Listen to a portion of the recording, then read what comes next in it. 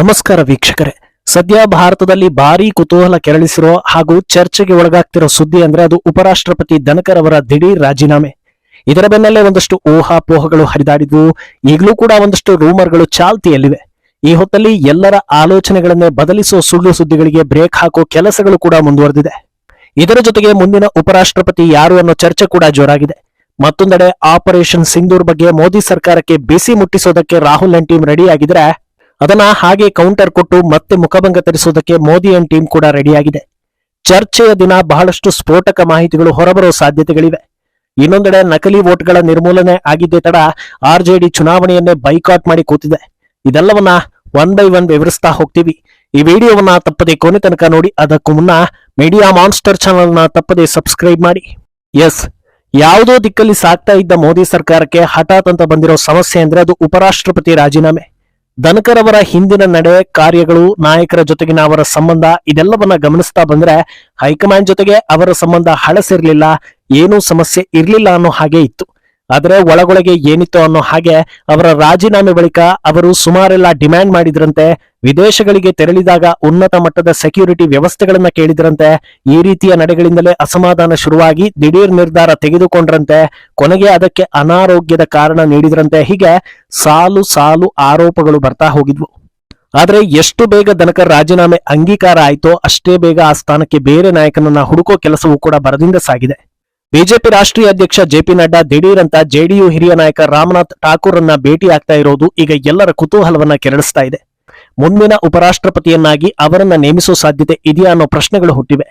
ಧನಕರ್ ರಾಜೀನಾಮೆ ನಿರ್ಧಾರ ಬೆನ್ನಲ್ಲೇ ಎದ್ದಿದ್ದ ಒಂದು ಸುದ್ದಿ ಅಂದ್ರೆ ಆ ಸ್ಥಾನಕ್ಕೆ ಬಿಹಾರ ಸಿಎಂ ನಿತೀಶ್ ಕುಮಾರ್ ಅನ್ನ ಕೂರಿಸಲಾಗ್ತಾ ಇದೆ. ಅದೇ ಕಾರಣಕ್ಕೆ ಉಪರಾಷ್ಟ್ರಪತಿ ಸ್ಥಾನವನ್ನ ಖಾಲಿ ಇರಿಸಲಾಗ್ತಾ ಇದೆ ಅಂತ ಹೇಳಲಾಗಿತ್ತು. ಆದ್ರೆ ಅದ್ಯಾವುದು ವಾಸ್ತವಕ್ಕೆ ಹತ್ತಿರ ಅನ್ನಿಸಿರ್ಲಿಲ್ಲ. ಆದ್ರೆ ಈಗ ಮಿತ್ರ ಪಕ್ಷ ಜೆಡಿಯು ನಾಯಕರ ಬಳಿಗೆ ಹೋಗ್ತಾ ಇದ್ದಾರೆ ಅಂದಾಗ ಮೈತ್ರಿಯನ್ನ ಇನ್ನಷ್ಟು ಗಟ್ಟಿಗೊಳಿಸೋ ಅಂದಾಜೇನಾದ್ರೂ ಇದೆಯಾ ಅನ್ನೋ ಆಯಾಮದಲ್ಲೂ ಕೂಡ ಚರ್ಚೆಗಳಾಗ್ತಾ ಇದೆ. ಅಲ್ಲದೆ ರಾಮನಾಥ್ ಠಾಕೂರ್ ಬಿಹಾರದ ಖ್ಯಾತ ಸಮಾಜವಾದಿ ನಾಯಕ ಕರ್ಪೂರಿ ಠಾಕೂರ್ ಅವರ ಪುತ್ರ ಆಗಿರೋದ್ರಿಂದ ಹಲವು ರೀತಿಯಲ್ಲಿ ಅವರ ಆಯ್ಕೆ ಅನುಕೂಲ ಆಗಬಹುದು ಅನ್ನೋ ಲೆಕ್ಕಾಚಾರ ನಡೆದಿದೆ ಅಂತಲೂ ಹೇಳಲಾಗ್ತಾ ಇದೆ. ಆದರೆ ಇದೆಲ್ಲವನ್ನ ಕಂಪ್ಲೀಟ್ ರಿವರ್ಸ್ ಮಾಡೋ ಹಾಗೆ ಇನ್ನೊಂದು ರೀತಿಯ ಸುದ್ದಿ ಕೂಡ ಹರಿದಾಡ್ತಾ ಇದೆ. ಅದೇನಂದ್ರೆ ಮುಂದಿನ ಉಪರಾಷ್ಟ್ರಪತಿ ಬಿಜೆಪಿಯಿಂದಲೇ ಬರಲಿದ್ದಾರೆ. ಯಾವ ಮಿತ್ರ ಪಕ್ಷದ ನಾಯಕನನ್ನು ಕೂಡ ಆ ಹುದ್ದೆಗೆ ಆರಿಸೋದಿಲ್ಲ ಅಂತ. ಉಪರಾಷ್ಟ್ರಪತಿ ಸ್ಥಾನದಲ್ಲಿ ಕೂರೋ ವ್ಯಕ್ತಿ ಸೈದ್ಧಾಂತಿಕವಾಗಿ ಗಟ್ಟಿಯಾಗಿ ಇರಬೇಕು ಅನ್ನೋ ಕಾರಣಕ್ಕೆ ಕಟ್ಟರ್ ಬಿಜೆಪಿ ನಾಯಕನನ್ನೇ ಆ ಸ್ಥಾನದಲ್ಲಿ ಕೂರಿಸಲಾಗುತ್ತೆ ಅನ್ನೋ ಮಾತು ಕೂಡ ಕೇಳಿ ಬರ್ತಾ ಇದೆ. ಈ ನಿಟ್ಟಿನಲ್ಲಿ ಬಿಜೆಪಿ ಅಂಗಳದಲ್ಲಿ ಅಂತ ನಾಯಕ ಯಾರಿದ್ದಾರೆ ಅನ್ನೋ ಚರ್ಚೆ ಕೂಡ ನಡೀತಾ ಇದೆ. ಯಾಕಂದ್ರೆ ಬಿಜೆಪಿ ಅಂಗಳದಲ್ಲಿ ಮುಂದೆ ಪಾಸ್ ಮಾಡೋದಕ್ಕೆ ಹಲವು ಪ್ರಮುಖ ಬಿಲ್ಗಳಿವೆ. ಅದೆಲ್ಲವೂ ನೀಟಾಗಿ ಅಂದುಕೊಂಡಂತೆ ಆಗಬೇಕು ಅಂದ್ರೆ ಸ್ಪೀಕರ್ ಸ್ಥಾನ ಪ್ರಮುಖವಾಗುತ್ತೆ. ಹಿಂದೊಮ್ಮೆ ವಾಜಪೇಯಿ ಅವರ ಆಡಳಿತದಲ್ಲಿ ಲೋಕಸಭೆಯಲ್ಲಿ ನಡೆದಿದ್ದ ಘಟನೆ ಬಿಜೆಪಿಗೆ ಪಾಠವಾಗಿದ್ದು ಅದನ್ನ ಇನ್ನೂ ಮರೆತಿಲ್ಲ. ಈ ಹಿನ್ನೆಲೆ ಬಿಜೆಪಿ ನಾಯಕನನ್ನೇ ಅಲ್ಲಿ ಕೂರಿಸ್ತಾರೆ ಅನ್ನೋ ಊಹೆ ಇದೆ.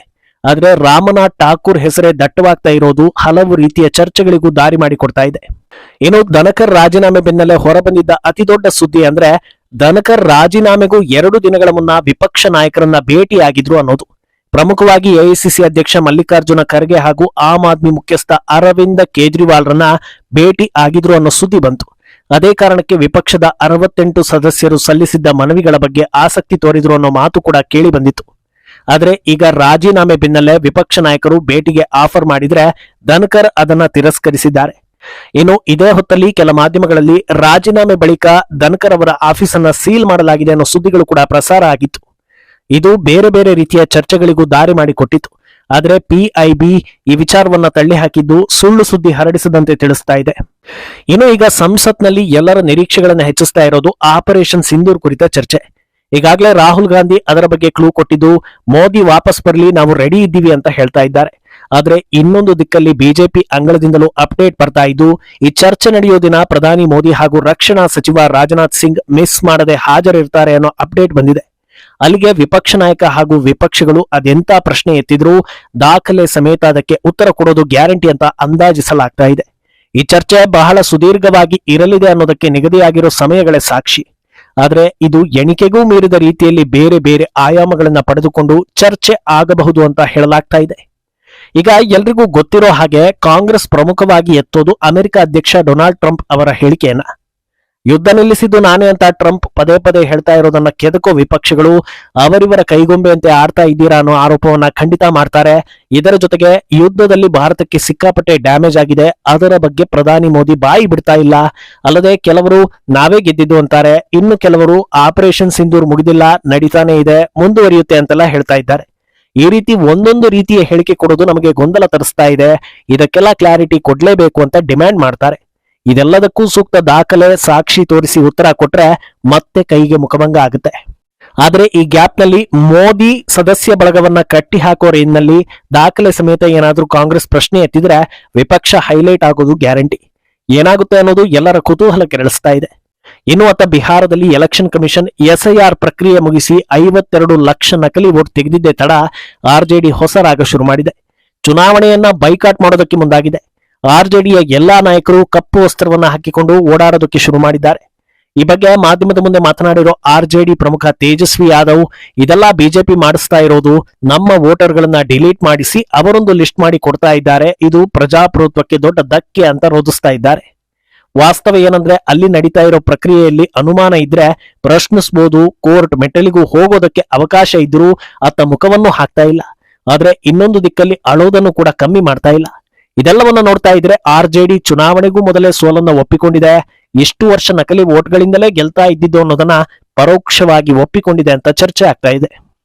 ಅಂದ್ಹಾಗೆ ಈಗ ಆರ್ಜೆಡಿ ಬೈಕಾಟ್ ಮಾಡಿ ಹೋದ್ರೆ ಅದರಿಂದ ಏನಾಗುತ್ತೆ ಅನ್ನೋ ಚರ್ಚೆ ಕೂಡ ನಡೀತಾ ಇದೆ. ಈಗ ಬಂದಿರೋ ಮಾಹಿತಿಗಳ ಪ್ರಕಾರ ಅದರ ಸಂಪೂರ್ಣ ಲಾಭ ಕಾಂಗ್ರೆಸ್ಗೆ ಆಗಲಿದೆ ಅಂತ ಹೇಳಲಾಗ್ತಾ ಇದೆ. ಯಾಕಂದ್ರೆ ಆರ್ಜೆಡಿ ಹಾಗೂ ಕಾಂಗ್ರೆಸ್ಗೆ ವೋಟ್ ಹಾಕೋದು ಒಂದು ಸಮುದಾಯ.